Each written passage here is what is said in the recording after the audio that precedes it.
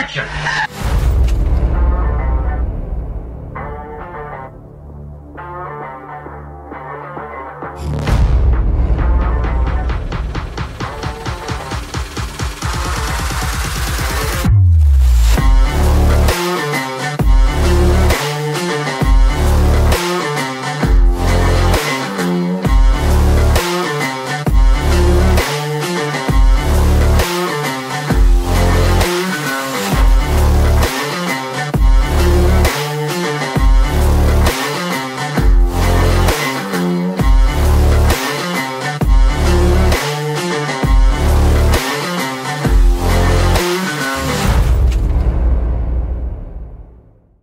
Salut tout le monde, salut les cinéphiles, bienvenue pour une nouvelle critique.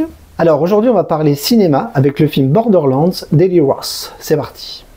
Borderlands est un film de science-fiction américain coécrit et réalisé par Eli Roth, sorti en 2024, son 9e film. Il s'agit de l'adaptation de la série de jeux vidéo du même nom. Borderlands est un jeu vidéo mélangeant RPG et tir à la première personne développé par Gearbox Software. Il est sorti sur plusieurs consoles en octobre 2009. Adapté au cinéma, le film reçoit des critiques globalement négatives. Et c'est un échec total au box-office. Eli Roth est réalisateur, scénariste et acteur américain. Passionné de cinéma très tôt, il réalise des vidéos en amateur avec ses frères. Après des études à l'université de New York, Eli Roth réalise plusieurs courts-métrages d'animation. En 2002, il tourne son premier long-métrage, Cabin Fever, dans lequel il joue lui-même un petit rôle. Ce film d'horreur, réalisé avec un petit budget, remporte un franc succès public. Il poursuit dans le même genre en 2006 avec Hostel, produit par Quentin Tarantino. Le film est très bien accueilli du public, si bien qu'Eli Roth tourne une suite l'année suivante. Il enchaînera avec plusieurs réalisations comme The Green Inferno, Knock Knock, Death Switch, La prophétie de l'horloge, Thanksgiving, avant Borderlands. En parallèle, il fait des apparitions dans des films de Quentin Tarantino comme Boulevard de la Mort ou Inglourious Basterds.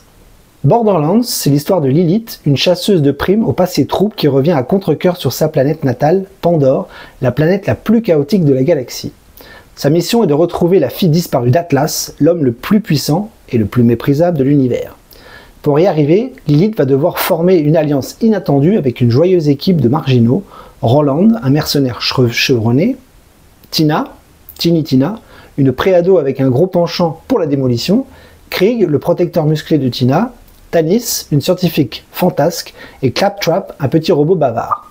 Ensemble, ces héros improbables vont devoir affronter les pires espèces extraterrestres et de dangereux bandits pour découvrir les secrets les plus explosifs de Pandore.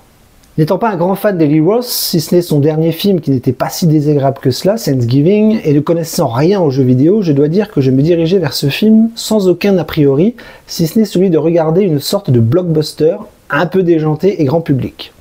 Sur cet aspect, je n'ai pas été déçu, le film n'est pas très agréable et ne raconte pas grand chose au final et ne décolle jamais vraiment sur le plan visuel.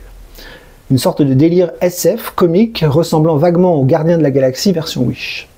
Le scénario est ennuyeux, les péripéties y sont peu originales, les personnages principaux ne sont pas vraiment attachants et les décors sont plutôt moches. Tout comme les costumes, les accoutrements divers, les accessoires ou les coupes de cheveux qui rendent les acteurs bien peu crédibles et attachants. L'actrice principale, Cate Blanchett, n'est pas vraiment mise en valeur ici et donne l'impression de ne pas être à sa place. On peut se demander d'ailleurs comment a-t-elle pu accepter un tel projet aussi peu valorisant pour elle. Envie de s'amuser? Changer de genre? Besoin d'argent? La question se pose.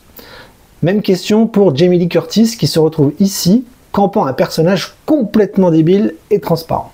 S'essayant à la comédie SF, l'humour n'est pas non plus au rendez-vous. Le réalisateur essaie de mettre une dynamique comique à travers des répliques et des gags visuels à chaque séquence, mais ça ne fonctionne pas. On ne rit pas et le côté pipi-caca est assez infantilisant et reflète assez bien notre époque. À voir si les enfants y trouveraient leur compte, j'en suis même pas sûr. Pour moi, les acteurs sont transparents et insipides, seul le petit robot jaune sort un petit peu son épingle du jeu, avec une animation plutôt burlesque et réussie. C'est trop peu dans un univers déjà vu 1000 fois au cinéma.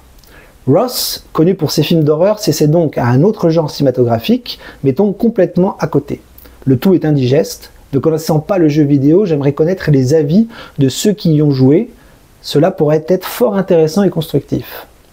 Au niveau des thèmes abordés, pas grand chose à dire non plus. Le cinéaste n'est pas là pour raconter des choses, pour parler de la vie ou pour y trouver une métaphore quelconque sur le plan philosophique, non. Nous sommes ici dans du grand spectacle pur et simple où le cerveau est mis de côté.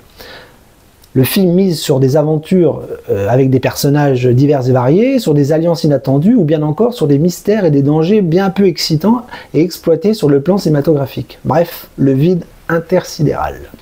En ce qui concerne la forme du film, j'en ai déjà vu et j'en ai déjà parlé auparavant, il n'y a aucune originalité visuelle et esthétique. Le côté ultra coloré rend les images indigestes, les blagounettes des personnages sont lourdes, hormis le petit robot, les scènes d'action sont mollassonnes et le cinéaste nous propose des séquences vues et déjà vues 1000 fois dans ce genre de production. Le film est assez vite oublié, vite digéré, tout ça pour dire que la SF est un genre cinématographique en perdition actuellement et les producteurs ont du mal à renouveler le genre. On peut voir des films comme Dune, Atlas ou Rebel Moon, pour ne citer que. D'autres films de SF de qualité existent, mais on les compte sur les doigts de la main. Et ce n'est visiblement pas Eli Roth qui va révolutionner la chose. Ma note ne sera donc pas très élevée, j'ai mis un C+, rien à retenir, rien à développer. Le film ne m'a pas ennuyé, mais dans l'heure qui a suivi le visionnage, c'était déjà oublié. Sur ce, je vous laisse là-dessus, je vous dis à très vite pour une nouvelle critique, et en attendant, ne perdez pas de temps avec ce nouveau film d'Eli Roth, regardez plutôt celui qu'il a fait un petit peu avant, Thanksgiving, un genre qui maîtrise un petit peu mieux que la science-fiction. En attendant, je vous dis à très vite pour une nouvelle critique, un film, une série, je ne sais pas, mais coupez!